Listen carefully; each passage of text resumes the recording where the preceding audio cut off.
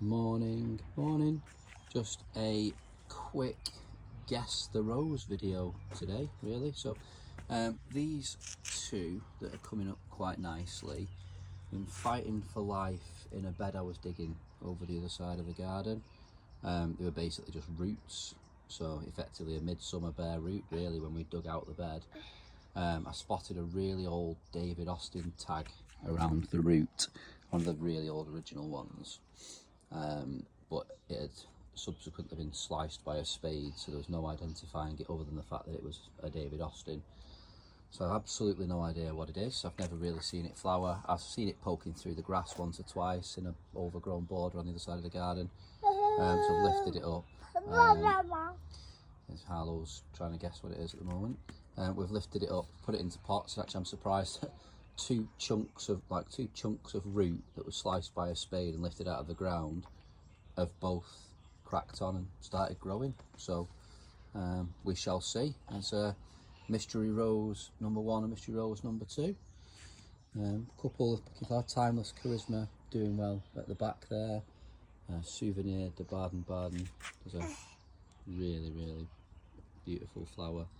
Only the one bud on that so far, but it was a late one into its pot this year. It was the last rose that I got of the year, that one. So we shall see how it goes, but not a huge scent, but it does look stunning from a flower perspective.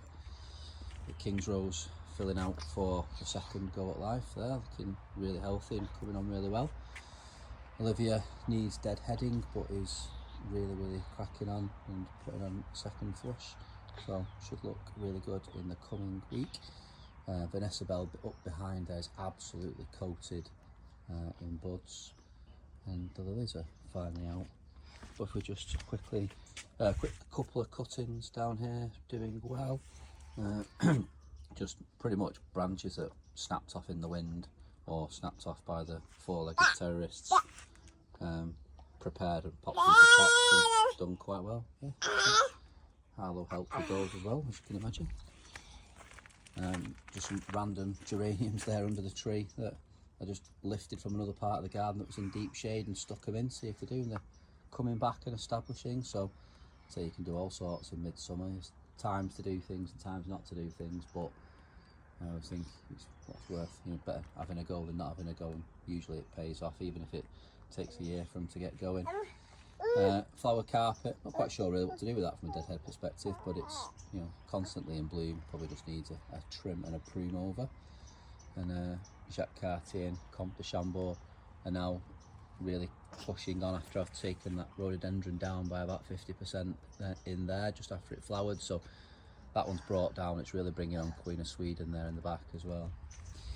Mystery Rose number 2, so this was here when we moved in. It's got really strong fragrance, actually, really bright, vivid pink flower that opens out to a really good single. Opens up and gets into the stamens there, so really good for the insects and the pollinators. Gets a bit of black spot, not always the healthiest, but it's always flowers continuously through the year.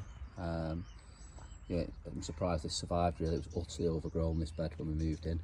But yeah, it's a really nice rose, that one. So got plenty of cuttings of that are coming on quite well. So there's some planted down the bottom as well now, so we'll see how that goes. And then finally, last bit's not really a mystery rose really, but a mystery issue with said rose. I can't decide. So this rose is Layla from Trevor White's, and it's just got 2 humongous shoots coming off there. So both breaks have come right in from the base, so it doesn't look specifically like a sucker, but they are bright red thorns and quite soft fibre growth. So, but it's budding up now at the top of both of them, so I suppose time will tell. So we shall see. I'm hoping that it turns out to be a Layla, but we shall see. It's a really nice bright yellow rose, that not strong fragrance, but it is a really nice rose, and some level of sentimental named reason, hence why we put it in the garden. So we shall see. So we'll see whether they're suckers. That's mystery number 3. No idea what the pink rose is, but given that the previous owner had a penchant for good quality roses, I'm going to guess someone somewhere will be able to identify it for us.